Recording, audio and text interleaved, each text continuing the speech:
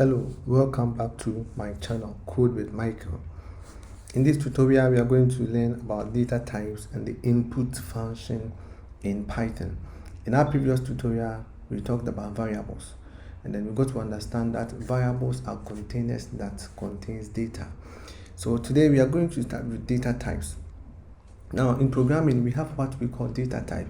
So what is a data type?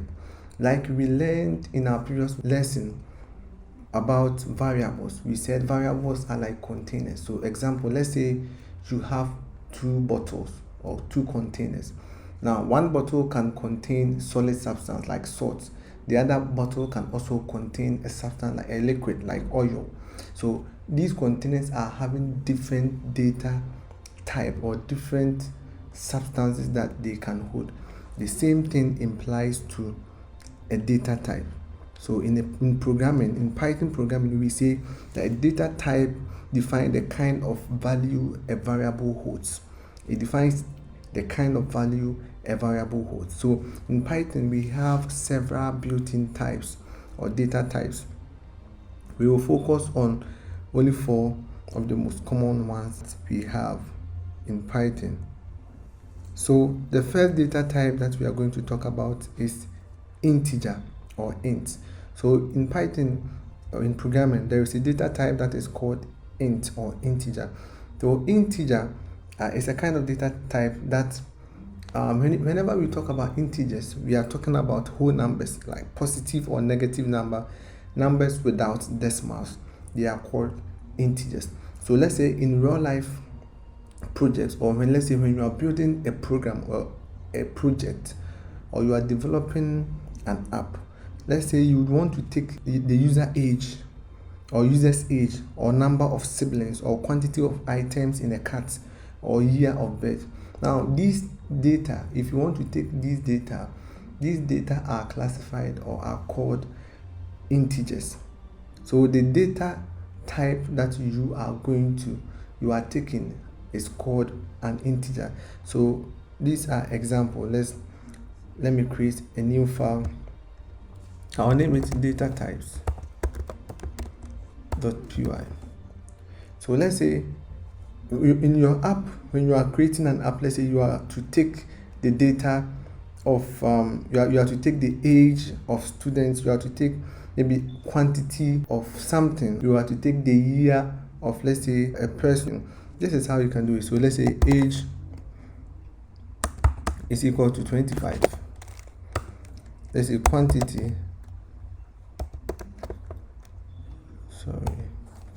is equal to, let's say, 3, and let's say year is equal to 2025. So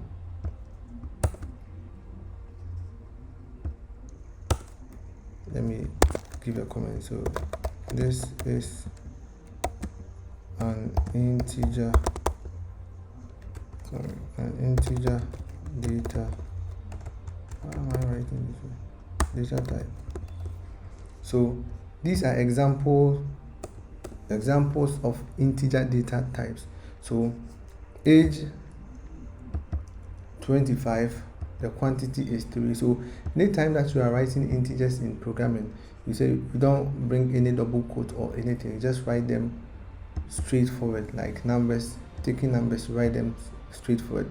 So it means that the data type or the data that we are saving in this age is an integer value. The data that we are saving in quantity is an integer value. It's a number, a whole number. They don't have any decimals in them. So this is what we call integers. So in programming, the data type defines the kind of value a variable can hold. So this is an example of an integer data type variable. So let's move on to the next one, floats. So there is a data type.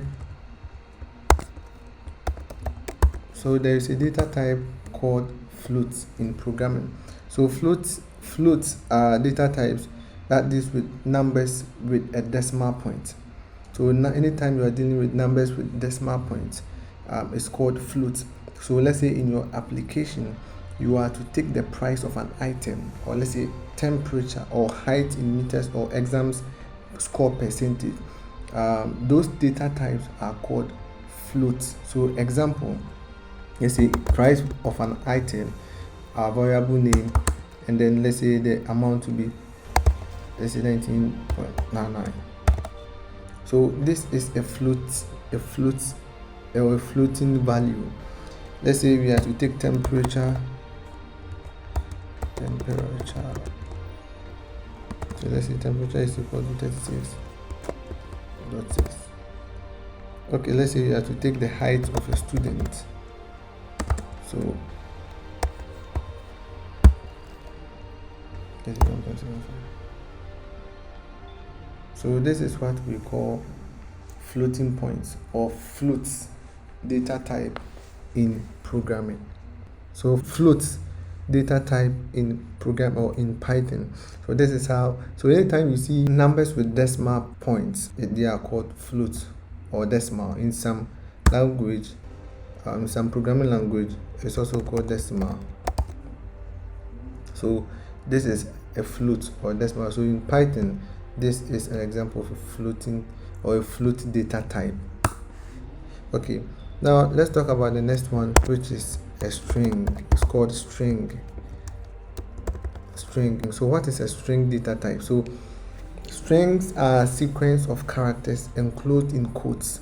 It could be single quote, double quote, or triple quotes that's used for text. So let's say in your application you are to take the name of a user, you have to take the address or email or message, anything that has to do with text, like sequence of characters, is called a string. Example, let's say I'm to take the name of a user, so I'll create my variable, I'll call it name, and then inside it, anytime you are writing string, your strings or your letters should be in quotes. So you write Alice. So this is a string data type. Let's say city, you can use single quote, let's say New York. Let's say you can also, let's say message, let's try the triple quote. Sorry, let's say hello world. So you can try this. So these are examples of string data types. So we are saving all this. So when you see these characters in double quotes or single quotes or triple quotes, they are called string. So let's say if you want to save a number, a user's phone number, you can use string. You can use string to save a user's phone number. If you are to save the age of, let's say, a user, and you save it like this, Python is going to consider this as a string, not a number, because anything inside of a quote, double quote or single quote is a string. So note that. All right, so let's talk about the last data type, which is called boolean or bool. Okay, so boolean is a data type in programming or in Python. Okay, so boolean represents one of two values, like true or false value, often the results of comparisons. So let's say you are developing an app, and then you want to know whether a light is on or off. Like you want to see if a user is logged in or not. You want to see if an item is in stock or not. So we use a bool for true or false values, like comparisons. So example, let's say we want to see if a user is logged in or not. So let's say is logged in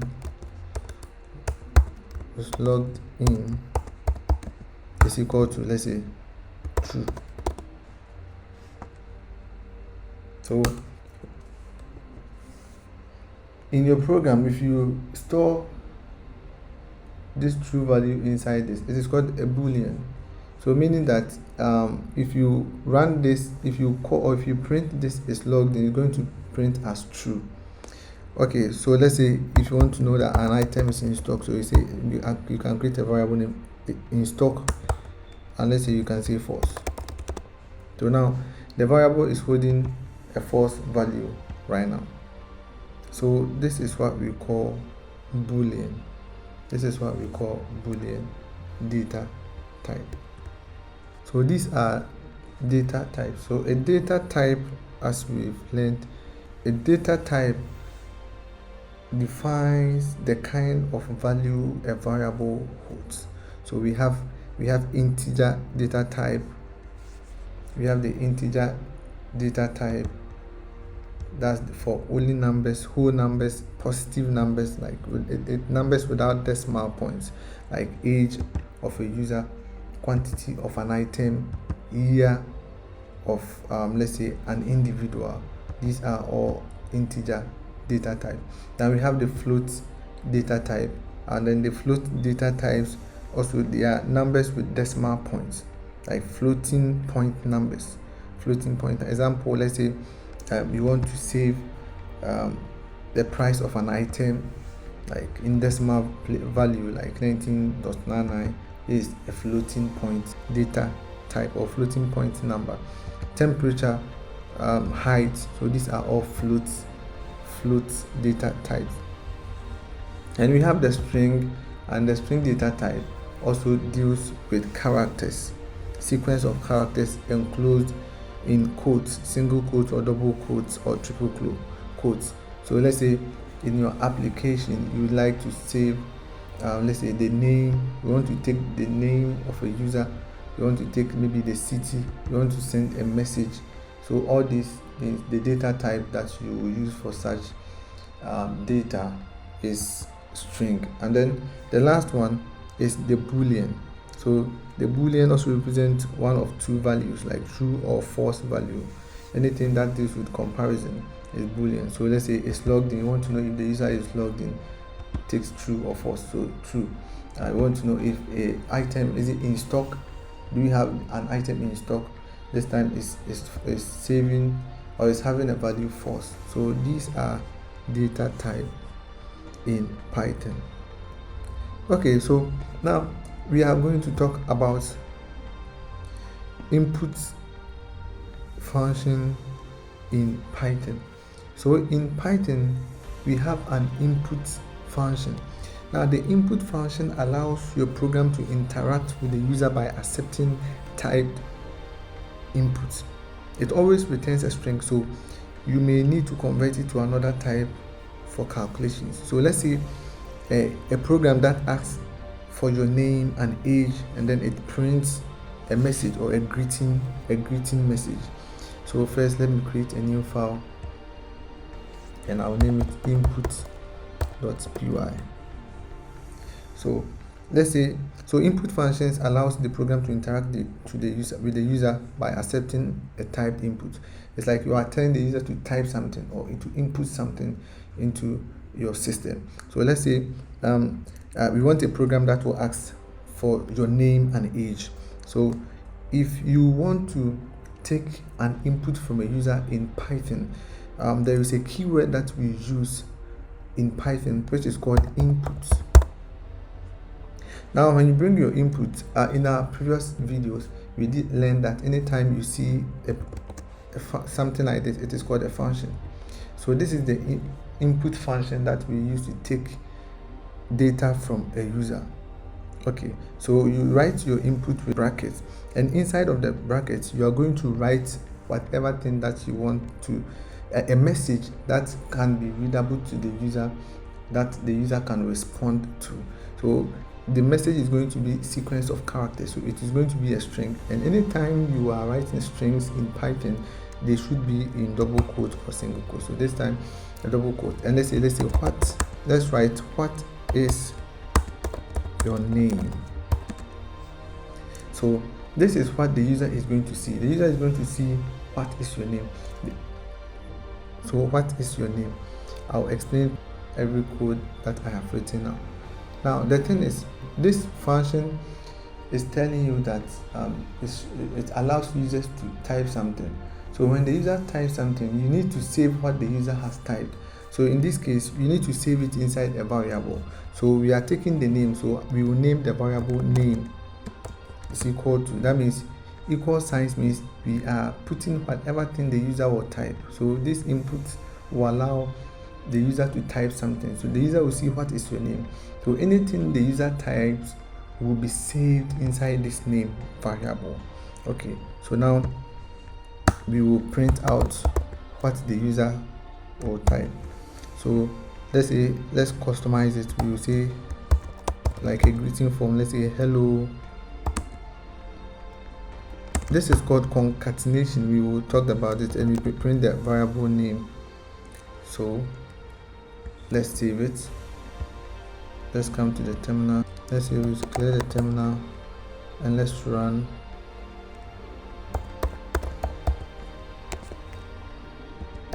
Input.bar. So you see now what we are seeing is what is your name.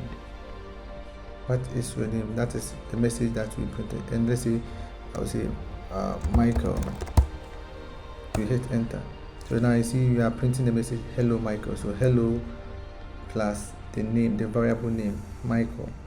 So this input function is used to take data from users. It allows your program to interact with the user by accepting typed input. Okay, now let's take the age to my variable age. I'm saving whatever the user will type into this age, and then as we know, we need to type input if you want to take data from the user, and then we will say how old are you. Okay, so understand this. Anytime you use this input function, so this input function, whatever thing that you store using this input function is stored as a string. So let's say when we take this age, the age will be stored as a string, not an integer. So but what we want is we want an integer value, not a string value. So what you do is that before you type the input function, you need to convert it. You need to use int or float to convert it into number as you need. So we need an integer value. So first we just bring our integer function, and inside our integer we will write our input function. Then we will say how old are you. I think it should be in a question form. How old are you? So what this code is interpreting is that now we are taking the input of a user, and then this integer here is converting whatever thing that we will take from the user into an integer value. So we are going to store the age as an integer, not a string value. So now let's print the age. So print. Okay, actually let's make this fun. So we are going to display how old the person will be in the next year. So let's say if you type, let's say how old are you, if you type 15, then we are going to display that next year you will be, then we add the age, then we add +1, meaning that we are adding +1 to the age that the user will type. Okay, so let's run this. Clear. So what is your name? Okay, I'm Michael. Okay, hello Michael, how old are you? Let's say I am 23. So next year you will be 24. Next year you will be 24. So now let me explain what is happening here. So here the input function, this input function displays the prompt and waits for the user to type something. So whatever the user types is stored as a string value. So what we're doing here is that we don't want to accept age as a string. So we use int or integer to convert to numbers. So anything the user types now will be converted to number. Because it was a number, that was the reason why we were able to add +1 to it. If it were to be a string, we wouldn't be able to add this +1 to get the 24. So this is how inputs work. This is how input function in programming works. Thank you for following.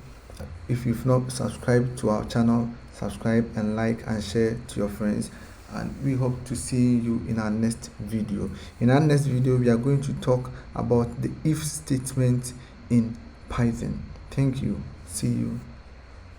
Bye.